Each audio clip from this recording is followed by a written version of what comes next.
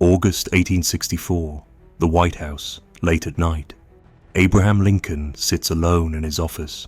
No advisors, no generals, no cabinet members, just him and a piece of paper. He writes slowly, deliberately, not a speech, not a letter, a memorandum, a private note he will seal and ask his cabinet to sign without reading, because he believes he is about to lose the presidency, and with it, the war, the Union, everything. 3 years of bloodshed, 3 years of failure, 3 years of carrying a weight no man should carry. And now, in this quiet room, Lincoln prepares for the end, not through surrender, but through acceptance. This is not the story of Abraham Lincoln's triumph. This is the story of the night he almost quit, not because he was weak, but because quitting in that moment felt like the only rational choice left. To understand why Lincoln nearly gave up, you must understand what he was facing. By the summer of 1864, the Civil War had been raging for 3 years.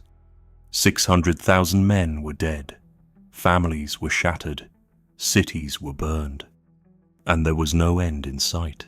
Lincoln had been elected in 1860 on a platform to prevent the expansion of slavery, not to end it entirely, just to stop its spread. But the South saw even that as a threat. Before Lincoln was inaugurated, 7 states seceded. By the time he took office, the Confederate States of America already existed. And a month later, the war began. Lincoln did not want war. He wanted preservation, to keep the Union intact, to prove that democracy could survive internal conflict. But preservation required force, and force required decisions that haunted him. Decisions about how many men to send into battle, which generals to trust, how long to wait for victory, whether to turn the war into something more than preservation, whether to make it about freedom. Lincoln had issued the Emancipation Proclamation in January 1863. It declared enslaved people in Confederate territory free. It did not end slavery everywhere, but it changed the war. Now the fight was not just about union, it was about liberation, and that made the stakes even higher, because if the Union lost, slavery would continue, perhaps expand, and the promise of freedom would die with the Confederacy's victory. Lincoln carried that knowledge every day, every casualty report, every letter to a grieving family, every defeat. It all rested on him, and by 1864 the defeats were piling up. The Union war effort had been a disaster for most of the war, not because of lack of resources. The North had more men, more factories, more railroads, but it did not have leadership, not at first. Lincoln cycled through generals like a man searching for a key that fit. General Irvin McDowell, defeated at Bull Run. General George McClellan, brilliant organizer, terrible fighter. McClellan built a massive, disciplined army, then refused to use it. He always needed more time, more men, more preparation. Lincoln grew frustrated. If General McClellan is not going to use his army, Lincoln said, I would like to borrow it for a time. But removing McClellan was risky. The soldiers loved him. The public respected him. So Lincoln waited and waited until he could wait no longer. He replaced McClellan with General Ambrose Burnside. Burnside led the army into the Battle of Fredericksburg, a disaster. 13,000 Union casualties in a single day. Burnside was replaced by General Joseph Hooker. Hooker was confident, aggressive. He led the army to Chancellorsville and was defeated by a smaller Confederate force. Hooker was replaced by General George Meade. Meade won at Gettysburg. Finally, a victory. But he did not pursue the retreating Confederate army. He let them escape. Lincoln was devastated. We had them within our grasp, he said. We had only to stretch forth our hands and they were ours. But they were not. And the war continued. In 1864, Lincoln finally found a general who would fight, Ulysses S. Grant. Grant was different from the others. He did not seek glory. He did not hesitate. He simply moved forward, relentlessly. He launched a campaign into Virginia, pushing toward Richmond, the Confederate capital. But the cost was staggering. The Battle of the Wilderness, the Battle of Spotsylvania Courthouse, the Battle of Cold Harbor, tens of thousands of Union soldiers killed or wounded, and still no decisive victory. The public called it butchery. They called Grant a butcher, and they blamed Lincoln for supporting him. Newspapers turned against the president. Editors called him incompetent. Cartoonists mocked him. Even members of his own party doubted him. Some Republicans wanted to replace him before the election. They believed Lincoln could not win, and if Lincoln lost, the new president might negotiate peace, accept disunion, let the Confederacy go, and slavery would remain. Lincoln knew this. He knew what was at stake, but he also knew he was losing support, losing trust, losing hope. The war was not the only weight Lincoln carried. His personal life offered no refuge. His marriage was difficult. Mary Todd Lincoln was intelligent, passionate, and deeply troubled. She suffered from intense mood swings. She spent extravagantly, accumulating debts Lincoln could not afford. She held seances in the White House, trying to contact their dead son. Lincoln did not criticize her. He endured, because he understood grief. In 1862, their 11-year-old son, Willie, had died of typhoid fever. Lincoln had locked himself in a room and wept. Mary had been inconsolable. For weeks, she could not function. Lincoln buried his grief. He returned to work because the war did not pause for mourning, but the loss never left him. He visited Willie's crypt regularly, alone, in silence. Friends described Lincoln as melancholic, withdrawn. He joked in public, told stories, laughed, but those close to him saw the truth. He was exhausted, hollowed out. He barely slept. He walked the halls of the White House at night, reading casualty reports by candlelight. He visited hospitals, sitting with wounded soldiers.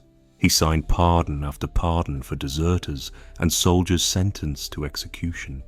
He could not bear the thought of adding to the death toll, even when his generals insisted discipline required it. Lincoln's secretary, John Hay, once found him sitting alone at his desk in the middle of the night. "I am very unwell," Lincoln said quietly. Not physically, emotionally, spiritually. The weight was too much. And by the summer of 1864, it seemed like everything was collapsing. August 23rd, 1864. Lincoln sits in his office. Grant's campaign has stalled outside Petersburg, Virginia. General William Tecumseh Sherman is bogged down outside Atlanta. The war once again seems unwinnable. And the presidential election is 2 months away. Lincoln's opponent is George McClellan, the same General Lincoln had fired. McClellan is running on a peace platform: end the war, negotiate with the Confederacy, accept disunion if necessary. Polling shows McClellan ahead. Lincoln's advisors are pessimistic. Some suggest withdrawing from the race, letting someone else run. Lincoln considers it. Not because he wants to quit, but because losing the election means losing everything he has fought for. If McClellan wins, the war ends. The Confederacy survives, slavery continues, and 600,000 men will have died for nothing. Lincoln writes a memorandum. He does not show it to anyone. He seals it. The next day, he asks his cabinet to sign the back of the envelope without reading it. They do, confused but trusting. Inside, Lincoln has written, "This morning, as for some days past, It seems exceedingly probable that this administration will not be re-elected. Then it will be my duty to so cooperate with the President-elect as to save the union between the election and the inauguration, as he will have secured his election on such ground that he cannot possibly save it afterwards. It is not a resignation, but it is an acknowledgement, an acceptance of defeat. Lincoln believes he is going to lose, and he is preparing to hand over power to a man who will undo everything, but he will do so peacefully, because that is what democracy requires, even if it destroys the nation.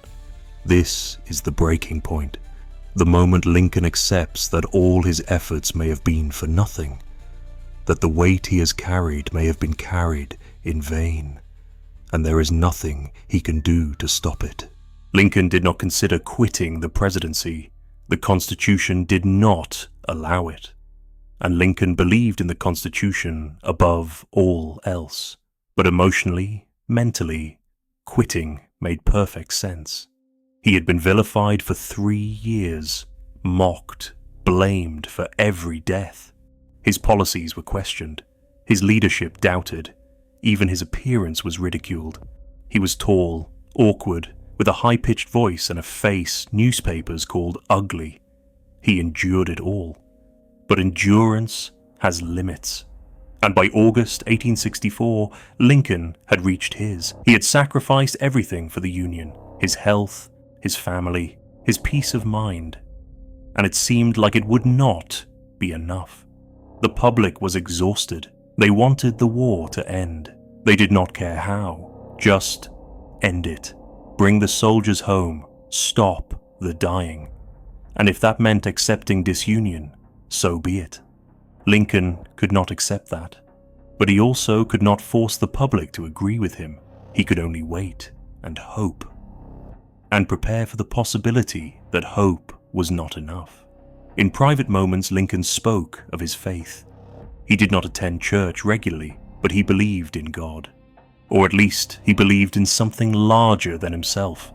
He once said, "I have been driven many times upon my knees by the overwhelming conviction that I had nowhere else to go." This was one of those times. Lincoln had no strategy left, no political maneuver, no brilliant speech that could change public opinion. All he could do was endure and wait for something to change. But waiting when you have no control is its own kind of torture. Lincoln did not quit. Not because he found new strength, not because he received good news, but because quitting was not an option he allowed himself. It was not about courage, it was about duty. Lincoln believed the Union was worth preserving, not because it was perfect, but because it represented an idea, the idea that people could govern themselves, that democracy, for all its flaws, was better than monarchy or tyranny. And if the Union fell apart, that idea died, not just in America, but everywhere, because the world was watching. Europe's monarchies wanted the Union to fail.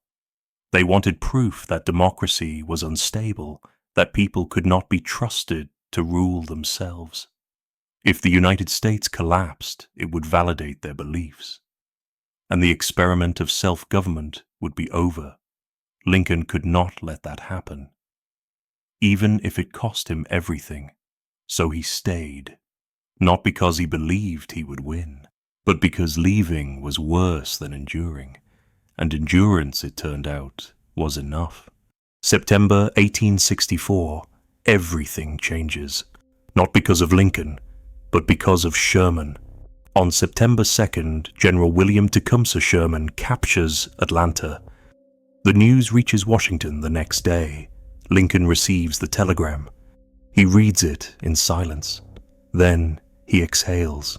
For the first time in months, there is hope. Atlanta's fall changes everything. The public sees progress. The war, it seems, can be won. Sherman does not stop. He marches through Georgia, cutting a path of destruction, not out of cruelty, but strategy. He is making the South feel the cost of war, making them understand that continuing is futile. The northern public rallies, support for Lincoln rises. The election, once thought lost, becomes winnable. On November 8th, 1864, Lincoln is re-elected, not by a landslide, but decisively. He wins 55% of the popular vote. More importantly, he wins the soldier vote.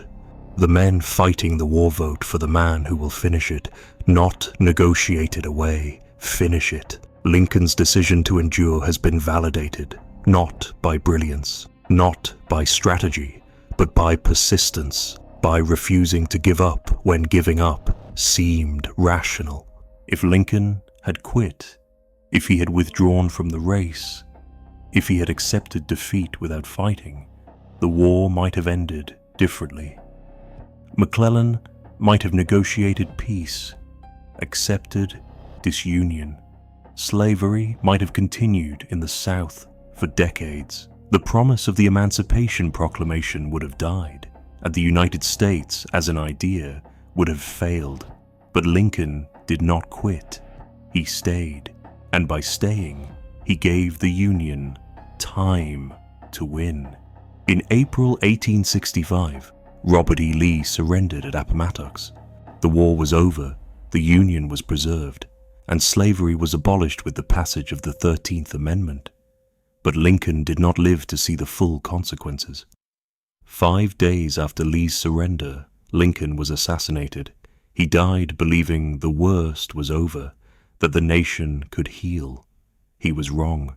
Reconstruction would be brutal, contested, incomplete. The promises of freedom would take another century to partially fulfill. But the Union survived. And it survived because one man refused to quit when quitting made sense. Abraham Lincoln never spoke publicly about the night he almost gave up. The memorandum he sealed remained private until after his death. His cabinet members signed the back without knowing what was inside. When it was finally opened, they were stunned. They had not known how close he was to despair, how much weight he was carrying, how alone he felt. Because Lincoln did not show weakness, not because he was strong, but because showing weakness as a leader meant others would lose hope, and hope was all the Union had left. Leadership, Lincoln understood, was not about certainty, it was about endurance. About continuing when the outcome was unclear, about choosing to stay in the fight even when losing seemed inevitable, not because victory was guaranteed, but because quitting guaranteed defeat. This is the lesson of that night in August 1864. Not that leaders never doubt, but that the decision to continue despite doubt is what defines them. Lincoln did not save the Union through brilliance. He saved it by refusing to let it fall apart. Even when letting it fall apart would have been easier, even when he had every reason to believe he would fail. He stayed, and that was enough. History does not often celebrate endurance, it celebrates victory. But victory is only possible because someone somewhere chose not to quit, even when quitting made perfect sense. Abraham Lincoln was that person. Not a saint, not a hero, just a man, carrying an unbearable weight and refusing to set it down. This has been Echoes of Greatness.